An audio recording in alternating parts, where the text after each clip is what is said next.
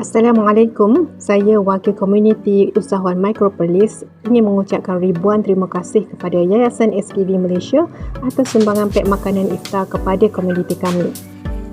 Sumbangan ini sangat bermakna buat kami yang terdiri daripada keluarga asnaf, keluarga emas, anak yatim, ibu tunggal serta sahabat OKU. Istimewanya pek iftar ini juga disediakan oleh salah seorang usahawan dari kalangan asnaf sendiri yang bukan sahaja membantu penerima, malah menyokong rezeki sesama komuniti.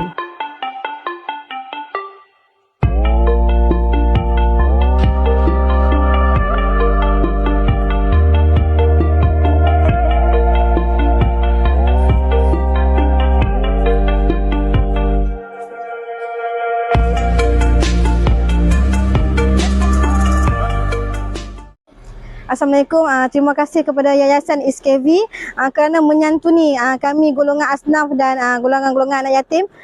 Semoga apa yang disalurkan ni sampai kepada pihak yang tepat dan semoga dipermudahkan segala urusan dunia dan akhirat.